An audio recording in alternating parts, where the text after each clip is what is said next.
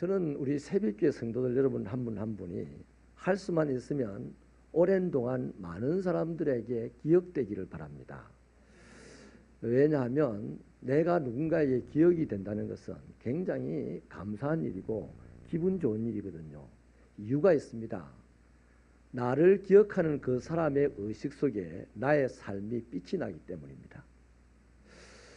사람에게 기억되는 것도 좋은 일이지만 우리 모두는 하나님의 백성들이고 하나님에게 우리의 기쁨의 원천, 행복의 근원이 있기 때문에 하나님에게 기억되시는 종들이 되시기를 바랍니다.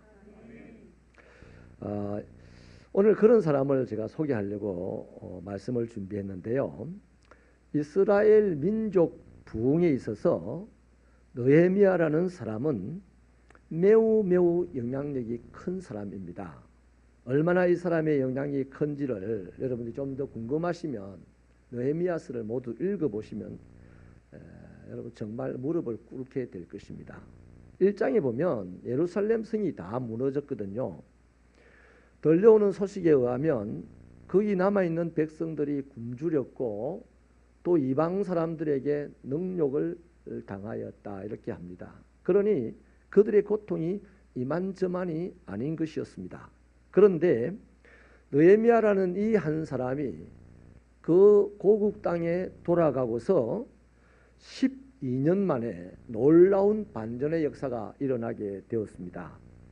느헤미야는 개혁이라는 이름으로 성벽을 재건하였고 무너졌던 백성들의 마음을 하나님 앞에 세우고 이러면서 민족적인 대부흥이 일어나게 되었습니다. 느헤미야는 참으로 대단한 능력과 영향력을 가진 지도자였습니다. 그러니 사람들에게든 하나님에게든 기억나지 않을 수가 없는 거죠. 어떻게 이런 지도자가 될 수 있었을까요? 그에게는 분명한 인생의 목표점이 하나 있었습니다. 하나님의 사람답게 오직 하나님께 영광을 돌리겠다 하는 이런 분명한 목표를 가지고 살았습니다. 그래서 이 하나님께 영광이라는 이 모토가 느헤미야의 인생 전부를 끌어갔습니다. 그가 포로가 되어 잡혀갈 때에도 포로로 살 때에도 왕궁의 비서로 일할 때에도 고국의 안타까운 소식을 들을 때에도 항상 그의 인생의 분모에는 그의 생각의 분모에는 하나님께 영광을 이라는 것이 있었던 것이죠. 예를 들어 보면 그는 정말로 좋은 직업을 가지고 있었습니다. 페르시아 왕이라면 그 당시 세계를 지배하는 왕이었는데 그 왕의 비서로 살았기 때문에 목숨과도 바꿀 수 있는 그런 직업이었을 것입니다. 그런데 이 왕의 비서직을 포기하고 황폐한 고국 땅으로 돌아간 것이죠. 어떻게 그럴 수 있겠어요? 자신의 개인적인 영달보다도 하나님의 영광을 먼저 생각했기 때문입니다. 여러분 오늘 우리 가운데 하나님의 영광을 위하여서 나의 직장을 포기할 사람이 몇 있겠습니까? 아니, 이 시대를 살아가는 그리스도인 가운데 하나님의 그 영광이 좀 구멍난 그 부분을 메꾸기 위하여 내 재산을 내어놓을 그러한 그리스도인이 이 시대에 몇 있겠습니까?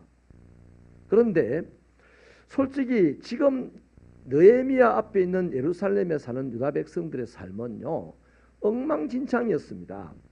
하나님께 누구도 제대로 영광을 돌리는 사람이 없었습니다. 영광을 돌리지 못하고 살았어요. 그러자 이들은 수치를 당합니다. 이방 민족들에게 조롱을 당합니다. 너희 하나님이 어디 있느냐라는 소리를 듣는 거죠. 너희 하나님 차라리 믿지 말고 내 주먹을 믿으라 이러는 소리를 날마다 들었던 그런 시절입니다. 그러니 이것을 들을 때에 느헤미야의 생각에는 우리 백성들이 하나님에게 영광을 돌리지 못하고 이방인들에게 수치를 당하는 것은 우리 하나님의 수치다. 나는 우리 하나님의 이 수치를 가로막는 우리 하나님의 영광을 가로막는 이 일, 우리 하나님을 수치스럽게 만드는 이 일을 나는 용납할 수 없다. 나는 하나님의 영광을 우리 민족 가운데 드러나야 될 하나님의 영광을 회복하기 위하여서 나의 삶을 드려야 되겠다 작정을 하게 되었습니다. 그래서 그는 모든 화려한 삶을 내려놓고 척박한 예루살렘으로 갔습니다. 우리 교회 출신인 선교사님들이 그 선교의 현장에 가면 밥 먹기를 굶기를 밥 먹듯이 해야 될 때가 있고 순식간에 생명의 위협을 느낄 때가 많아서 거기에 간다는 것은 쉽지 않습니다. 차라리 여기서 200만 원, 300만 원 한 달 월급을 받고 주일날 예배드리며 사는 것은 쉽지만 거기서는 쉽지 않아요. 그러나 그들이 왜 그런 현장으로 가겠습니까? 우리가 이 적은 교회가 능력 없고 부족한 교회가 온 누리를 환하게 하는 저 비전을 왜 걸겠습니까? 하나님의 영광이라는 그 생각 때문입니다.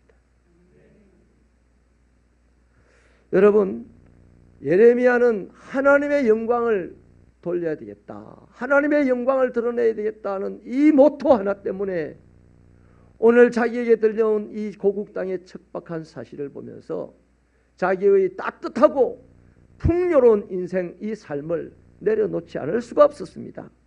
그래서 그는 척박한 예루살렘 고향 땅으로 돌아갔습니다. 가서 그는 무너진 성벽을 건축하였고 건물을 세웠습니다. 그러나 성벽을 건축하고 건물을 세우고 난 이후에 봉헌식을 먼저 하지 않았습니다. 하나님께 영광은 봉헌이 중요한 것이 아니고 다른 것이 더 중요한 것이 있었기 때문입니다. 이스라엘 백성들의 마음을 하나님의 말씀으로 채우고 그들을 하나님 앞에 세우고 하는 것이 훨씬 더 중요하였기 때문입니다. 여러분, 건물이 세워졌다고 그것이 하나님에게 영광일까요? 오늘 교회 건물이 이렇게 있다고 하나님께 영광일까요? 거기에 모인 사람들의 마음이 하나님을 향할 때 그 교회 건물은 영광스러운 건물이 되고 그 교회를 지었던 사람들의 마음이 하나님을 향하였었을 때에 지어진 그 건물이 하나님 앞에 영광스러운 것이 됩니다. 교회를 수천억을 지어서 백날 짓는다고 해도 지어놓고 싸우는 사람이 있다면 그 건물은 곧 무너져야 될 건물입니다. 하나님이 전혀 영광스럽게 받지 않는 건물입니다. 여러분, 건물이 하나님에게 영광이 되려면, 세운 건물이 하나님의 영광이 되려면 그 건물을 짓느라고 수고한 사람들의 마음이 하나님의 말씀으로 채워져야 되고 그 마음이 하나님을 향하여 서야만 그들이 지었던 건물이 영광스러운 것이 됩니다. 오늘 하나님의 백성들이 가진 재물이, 그들이 가진 권세가 영광스럽게 되기 위하여서는 그들이 하나님 앞에 헌신할 때에 그들이 가진 재물도 권세도 영광스러운 재물이요 영광스러운 권세가 되는 것입니다.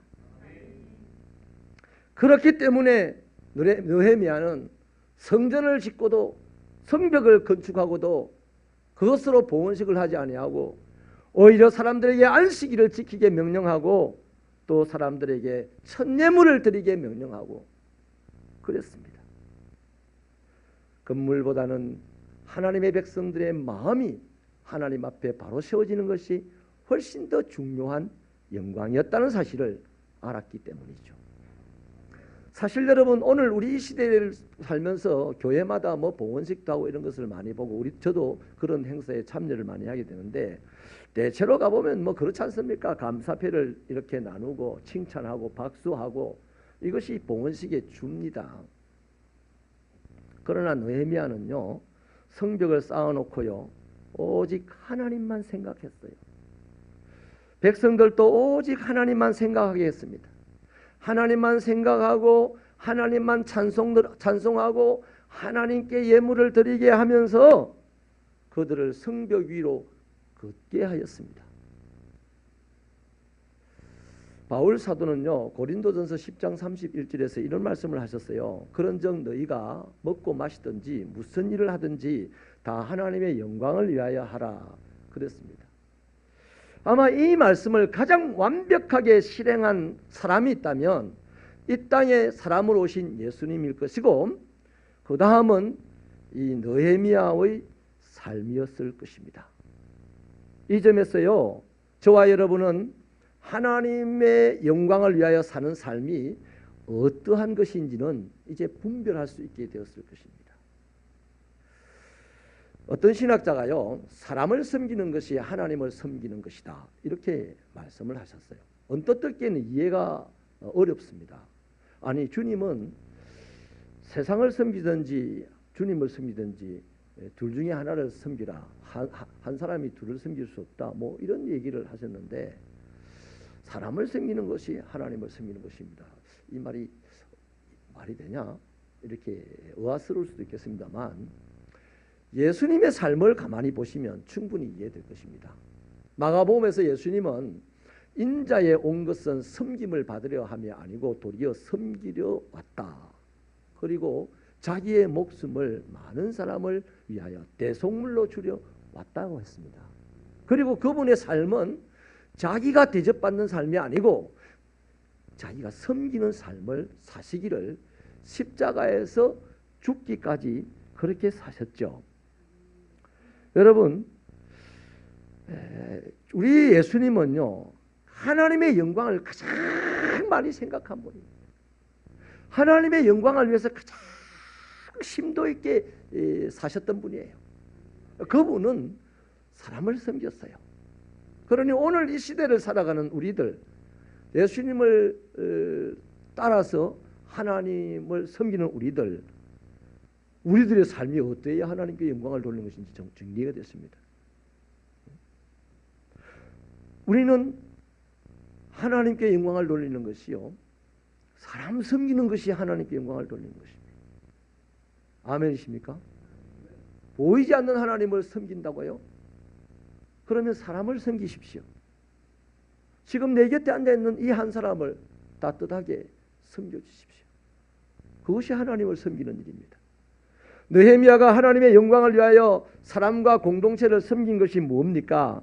지금 무너져 있는 이 예루살렘에 돌아와서 무너진 성벽을 세웠습니다. 낙심하고 침체되어서 하나님 앞에 나오지도 못하는 이스라엘 백성들의 마음에 하나님의 말씀을 담고 그들의 마음을 하나님 앞으로 이끌어오고 그들의 마음에 부흥의 불을 지피는 그런 삶을 살았습니다. 하나님의 사람들을 하나님의 사람답게 채찍질하며 세워나갔습니다. 이러한 활동이 하나님의 수치를 제거하고 하나님의 명예를 드러내고 하나님의 영광을 높이는 일이었습니다. 여러분, 우리도 마찬가지예요. 우리가 하나님께 영광을 돌리는 삶을 산다면 사람들의 마음을, 내 곁에 있는 이 사람의 마음을 하나님의 말씀으로 채워주고 그를 하나님 앞에 더 가깝게 세워주는 이것이 하나님께 영광을 돌리는 삶입니다. 내가 몸담고 있는 이 교회가 풍성하게 세워지고 하나님의 아름다운 일을 할 수 있도록 내가 협력하는 그 일이 하나님께 영광을 돌리는 일입니다. 성경을 또박또박 잘 읽고 기도를 열심히 하고 예배를 잘 드리고 이거는요, 영광을 돌리는 일과 상관없어요. 하나님의 백성이라면 당연히 해야 될 일입니다. 주일날 예배 드리는 거 이거 칭찬받으려고 할 수 있는 일이 아니에요. 이건 당연한 일입니다. 아멘입니까? 기도하고 예배드리고 봉사하고 뭐 이런 일 다 당연한 일입니다. 하나님의 자녀로서는 당연한 일인데 그 일 속에 있는 옆에 사람을 마음의 말씀을 채워주고 그를 그리스도 앞에 좀 더 가깝게 서게 해주고 그의 모임 하나하나가 좀 더 왕성하게 세워지도록 활동하는 이것이 바로 하나님께 영광을 돌리는 것이에요. 분명하게 우리 이해하고 신앙생활 하시기를 바랍니다. 지금부터는요, 이걸 분명하게 이해하고 신앙생활을 해야 내 신앙에 딜레마가 없어요. 여러분, 그렇기 때문에요, 우리는 내 주변에 있는 사람들에게 할 수 있으면 더 하나님께 영광을 돌릴 수 있도록 자꾸만 격려해야 됩니다. 바른 일을 위하여서 그들에게 도전해야 됩니다. 여러분, 우리 새벽교회가 교회가 선교를 하는 일 바른 일입니까? 그런 일입니까?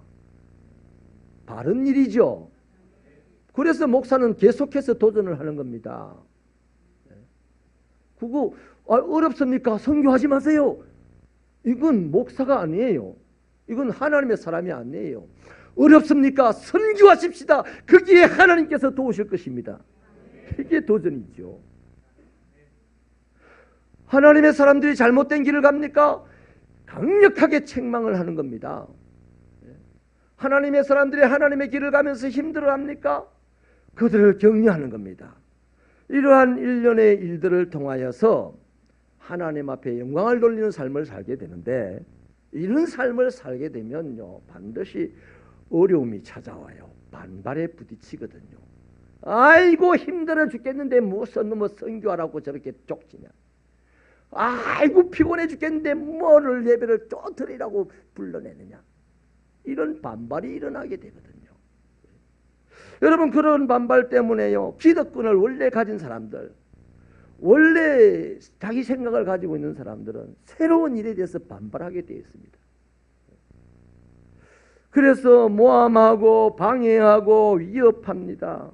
심지어는 느헤미야도요 사람들의 마음의 말씀을 채우려고 할 때, 사람들을 하나님 앞에 세우려고 할 때에, 또 사람들과 동력해서 건축을 하고자 할 때에 어마어마한 위협과 반발이 있어가지고요 한때 그 일이 중단된 적도 있었습니다. 그러나 느헤미야는 포기하지 않았습니다. 내가 이 예루살렘 내 직장 포기하고 왕의 비서를 포기하고 이 예루살렘에 들어온 것은 나를 위하여서냐? 이놈들아 너희들을 위하여서 왔는데 너희들이 하는 꼬라지를 보니까 내가 이곳에서 하루라도 못 있겠다. 보따리 사고 다시 왕의 비서로 돌아가지 않았습니다. 끝까지 사람들을 마음을 붙잡고 마음의 말씀을 세우고 또 그들을 하나님 앞에 세우고 끝까지 건축을 해서 그렇게 이스라엘을 세웠던 것입니다.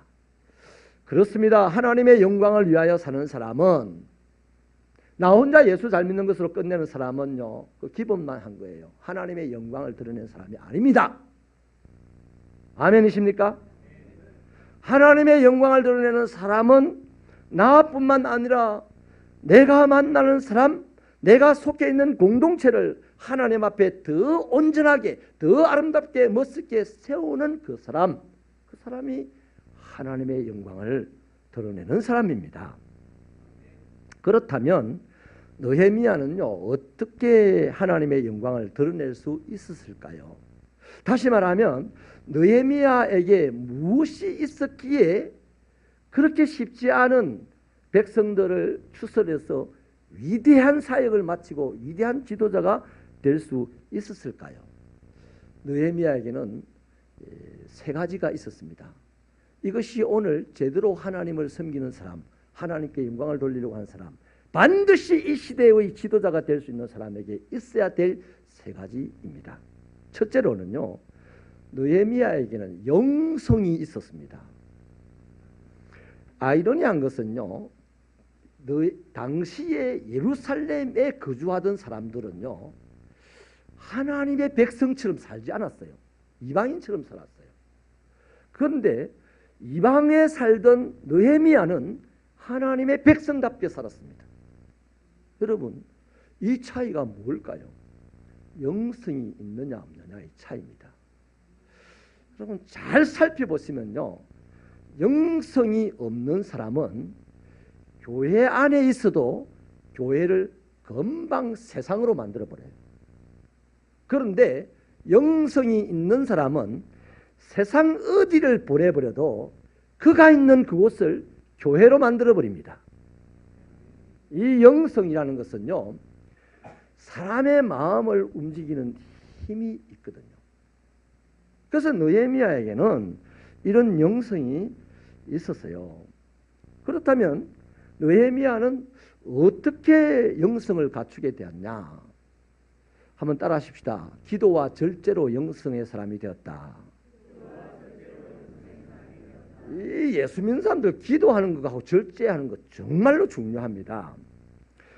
우선요 예레미야는 기도하는 사람이었는데 그 증거가 예레미야서가 13장으로 되어 있습니다. 그런데 이 13장 안에요 예레미야가 기도한 내용은 12가지가 있습니다.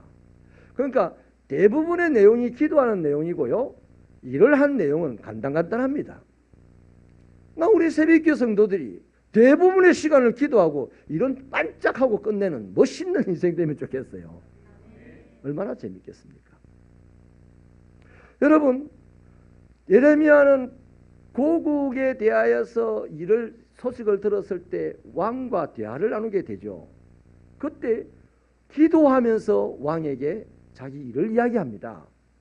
그러자 왕이 배려하고 협조해서 유대의 총독의 임명을 해서 유다로 보내줍니다.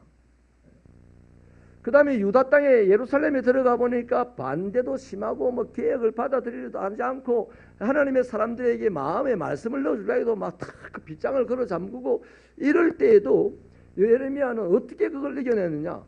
기도하면서 그 일을 감당해내었습니다. 결국에는 다 됐어요. 일이 다 돼. 12년 만에 일이 다 해결이 되었습니다. 여러분, 꼭 기억을 하십시오. 그리스도인들은 이거 잊어버리면 안 됩니다. 세상을 이기고 모든 악조건을 뛰어넘는 영성이라는 것은 기도에서 나옵니다. 어디서도 안 나와요. 오늘 우리가요, 이기기에는 세상이 너무나 강하고 우리가 뛰어넘어갈 수 없는 어마어마한 높이의 장벽도 많이 있지 않습니까? 그런데 이러한 세상을 이기고 뛰어넘어갈 수 있는 그 영성은 기도하는 사람에게만 있습니다. 또한 예레미야는 절제하는 사람이었습니다. 오늘 이 시대에 절제가 잘 안 되죠. 다 먹는 거 절제는 잘 합니다. 그래서 다이어트하고 운동도 하고. 진짜 절제해야 될 것은요 따로 있어요. 이 사람 예레미야가 유다 총독으로 12년을 있었는데 그 이전에 다른 총독들은요 유다인들을 많이 착취했습니다. 그래가지고 거기서 나온 소득으로 뇌물을 주어서 더 큰 자리로 옮겨갔어요. 대체로. 근데 이 느헤미야는 유다인 총독으로서 유다인을 착취하지 않았습니다. 마땅히 법으로 정해져 있는 유대인에게 받아야 될 녹봉이 있는데 그 녹봉조차도 받지 않았습니다. 오로지 페르시아에서 오는 자기 사례만 가지고 사용하면서 살았어요. 여러분, 그만큼 자기 자신을 절제하고 살았다는 거죠. 사무엘 선지자를 우리가 잘 아는데 그분도 불세출의 영웅이죠. 지도자죠. 이분이 마지막까지 훌륭한 지도자로서 자리매김할 수 있었던 이유는 절제했기 때문입니다. 여러분, 사무엘상 12장 4절에 보면 백성들이 사무엘을 인정하는 말이 나오는데요. 우리 스크린에 나오듯이 이런 거죠. 그들이 이르되 당신이 우리를 속이지 아니하였다. 압제하지 아니하였다. 누구의 손에서든지 아무것도 빼앗은 것이 없다. 이렇게 얘기합니다. 한마디로 백성들이 알고 있는 사무엘은 부정부패와 거리가 멀다는 것입니다. 그렇습니다. 부정부패와 거리가 먼 사람의 입에 말은 힘이 있어요. 듣는 자들에게 권위 있게 들립니다. 그래서 듣는 자들이 따라갑니다. 오늘 우리나라 정치자들의 입에 말이 왜 힘이 없습니까? 왜 들으면서 욕하고 손가락질합니까? 그것도 틀린 말 하는 거 아니거든요. 그런데 그들이 왜 손가락질을 하냐면 대체로 부정과 부패에 연루되어 있는 사람이라는 것을 듣는 자들이 알기 때문에 그가 하는 말을 인정하지 않는 거예요. 사무엘은 부정과 부패와 전혀 연루되어 있지 않기 때문에 사무엘의 말이 땅에 떨어지지 않게 되는 겁니다. 할렐루야. 이렇게 여러분, 절제라는 것은 사람을 부정부패로부터 멀어지게 합니다. 그래서 절제가 바로 영성이라는 겁니다. 우리는 영성이라면 기도 많이 하고 또 찬송 열심히 하고 예배 잘 드리고 이런 쪽으로 주로 영성을 생각하는데 그것도 영성이 맞아요. 영성은 맞아요. 그런데 능력 있는 영성은 그게 아니라니까요. 기도 많이 하는 사람이 절제를 해야 그 영성이 되지. 기도 많이 하는 사람이 화가 날 때 화를 절제해야 그게 영성이지. 영성이 힘이잖아요. 아멘이십니까? 그래서 우리는 분노하지 마라 하지 마라는 말이 듣지만 분노를 합니다. 영성이 부족해서 그런 거예요. 스바이처 박사는요, 본보기는 다른 사람에게 영향력을 미치는 거의 대부분이다 라고 말을 하는데 아니고 전부 다 이랬습니다. 사람은요 자식들을 가만 보면요 부모가 말하는 대로 안 큽니다. 절대로. 부모의 삶을 보고 부모를 꼭 닮게 큽니다.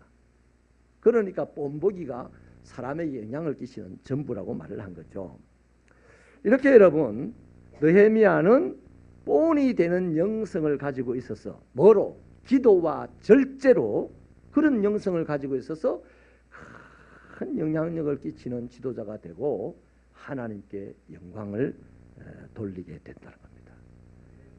그렇게 되는 게 하나님께 영광이라는 겁니다. 두 번째로는요, 느헤미야에게 소명의식이 있었습니다. 기독교인의 영성이라는 것은 양면적이에요. 두 가지 차원입니다. 내면적인 영성이 있고 또 다르게 외면적인 영성이 있어요. 불교는 내면적인 영성만 있습니다. 그래서 불교인 중에 훌륭한 지도자다 이렇게 가늠이 되는 사람이 누구냐 하면 벽면 수행을 얼마나 오래 했느냐, 벽면 수행, 사람 안 만나고 벽만 쳐다보고 얼마나 오래 살다가 세상에 나왔느냐와 또 세상에 나와서 중생들과 얼마나 거리를 멀리하고 살아갔느냐에 따라서 그 불교 성녀의 능력을 가늠하고 있어요. 근데 기독교는 그렇지 않습니다. 그거 아무짝에도 쓸모없다 그럽니다. 기독교의 영성은요, 내면에 있는 이 영성이 기도와 절제로 말미암아 내 안에 만들어져 있는 이 영성이 자라고 자라서 밖으로 확 터져 나오는 영성에까지 이르기를 바랍니다. 이게 외면적인 영성인데 바로 이것을 소명이라 부르심이라 그런 겁니다. 그 내 안에 있는 영성이요, 내 가정으로, 내 직장으로, 내가 다니는 사회 활동으로 내 안에 있는 영성이 터져 나가서 거기에 자리를 잡아야만 그게 진정한 영성이라는 거예요. 기독교의 영성은 그렇습니다. 여러분, 자칫 신앙이 좋다는 사람들 중에요, 자신이 가지고 있는 영성만 뛰어난 것으로 끝나버리는 경우가 허다합니다. 제가 기도원에 지금 10년 동안 사역을 하고 있는데 처음 10년 전에 갔을 때 그 자리에 앉아 계셨던 분이 지금도 그 자리에 앉아 있어요. 그 내가 맨날 그럽니다. 하산하세요 이럽니다. 그분은 거기 앉아가지고 이제 기도원에 오는 사람에게 요렇쿵 저렇쿵 이제 점쟁이처럼 코치를 하고 있어요. 너무 얄미워가지고 안수해달라 하는데 안수 안 해주고 하산하세요 제가 그럽니다. 여러분, 신앙이 좋은 사람들 중에요, 들어보세요. 금식을 밥 먹듯이 할 수 있어요. 신앙이 좋아가지고. 또 뭐 새벽 기도도 뭐 남보다 더 훨씬 잘할 수 있어요. 성수주일도 열심히 할 수 있어요. 신앙이 좋아서 그럴 수 있어요. 그런데 전도를 못해, 봉사를 못해, 구제도 안 돼요. 이게 뭡니까? 내 안의 영성을 내 안에서 지키고 끝내는 것으로 살아가는 경향이단 말이에요. 그것이 밖으로 터져나와서 구제에까지 이르고 봉사에까지 이르고 선교에까지 이르고 이렇게 가야만 그 영성이 제대로 능력을 발휘하고 열매가 있는 영성이 된다는 것이죠. 그 솔직한 얘기로 여러분, 안으로 가지고 있는 이 영성에 붙들려 사는 사람, 사회적인 책임 없이 살아가는 그리스도인, 하나님 나라에 있어도 그만 없어도 그만이에요. 하나님 그렇게 생각하실 겁니다. 진심으로 인정하시면 아멘 해주세요. 요게 안 돼가지고 지금 우리 이 한국 사회의 개신교인들이 얼마나 지금 걱정거리가 되고 어려움에 봉착했는지 모르는 거죠. 느헤미야의 영성은 소명에까지 확 이어져 갔습니다. 보세요. 자기가 비스가 되고 이 포로가 와가지고 자라면서 비스가 되었습니다. 왕의 비스가 되었습니다. 떠나온 조국을 위해서 늘 기도했습니다. 자기 친척들이 찾아와서 조국에 대한 상황을 알려줬어요. 안 좋은 상황을. 그래서 더욱 열심히 기도합니다. 눈물로 기도했죠. 기도하면서 예루살렘으로 가고자 노력했습니다. 왕을 만났습니다. 그리고 왕의 허락을 받고 민족을 살리는 일이 자신이 할 일이라고 확신하고, 그래서 또 기도하면서 구체적인 계획까지 세우죠.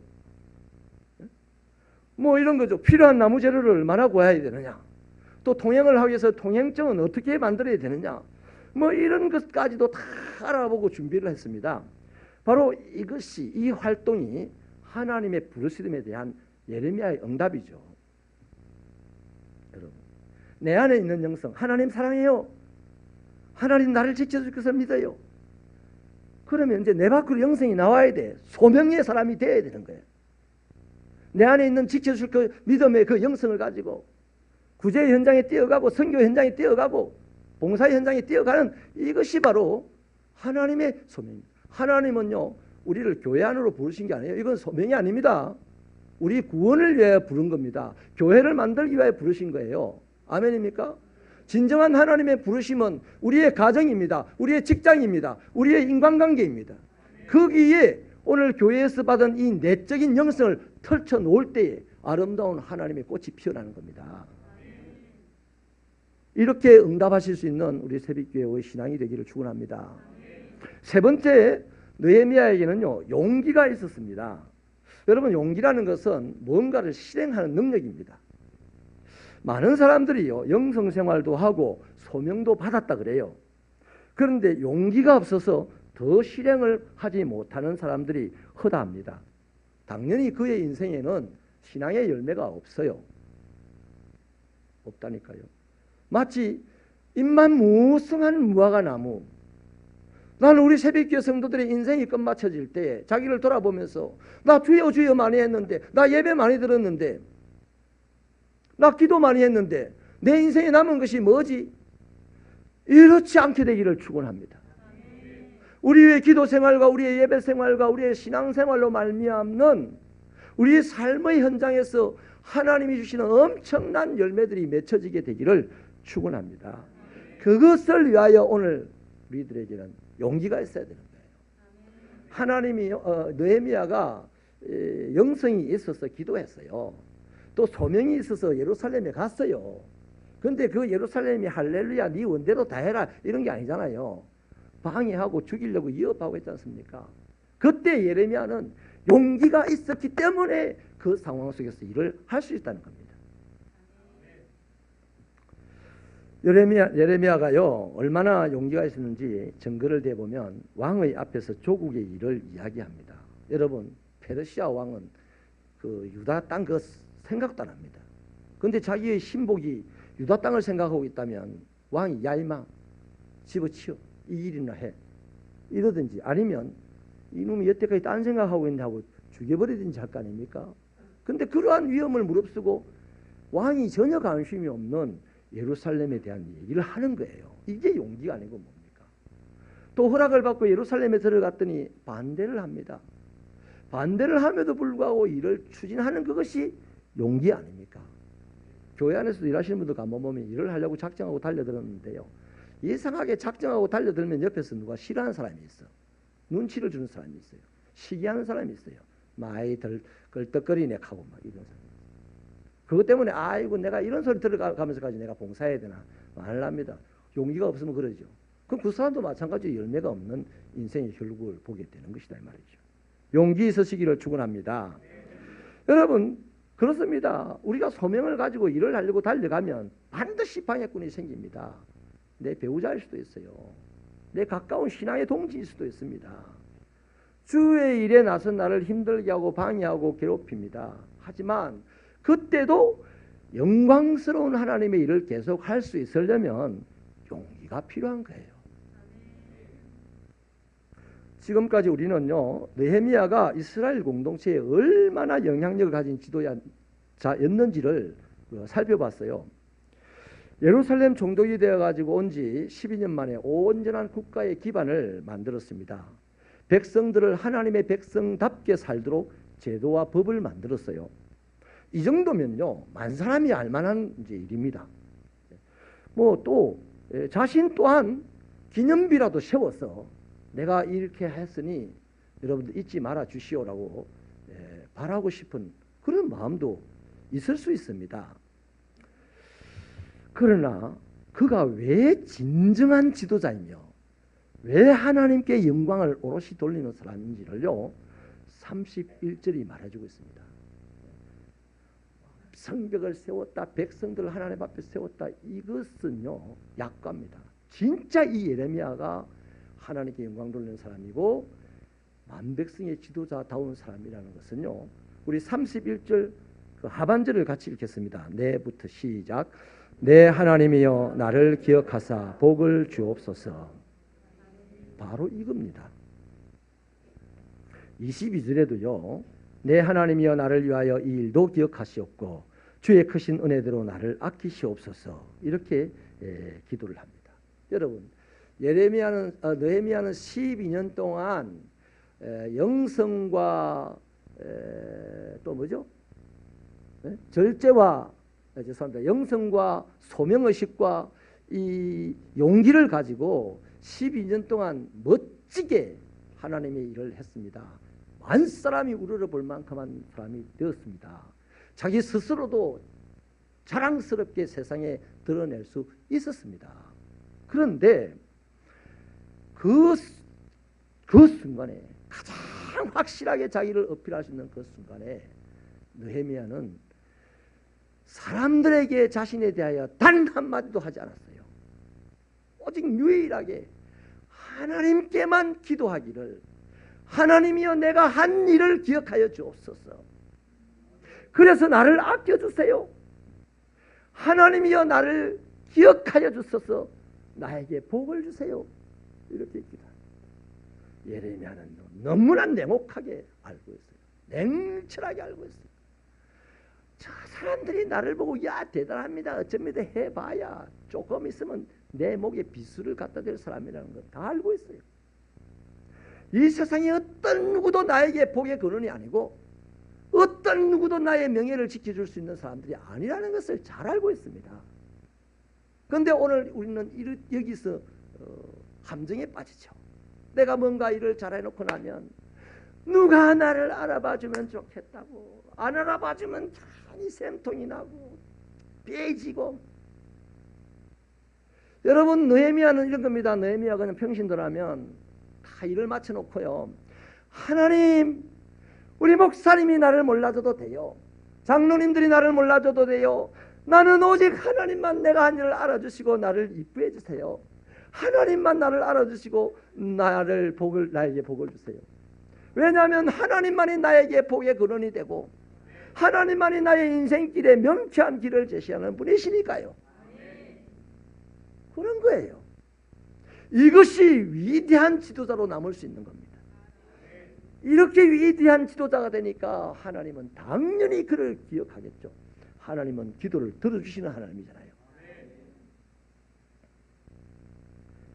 여러분, 아무리 많은 사람들이 나를 알아줘도요, 마지막 날에는 소용이 없습니다.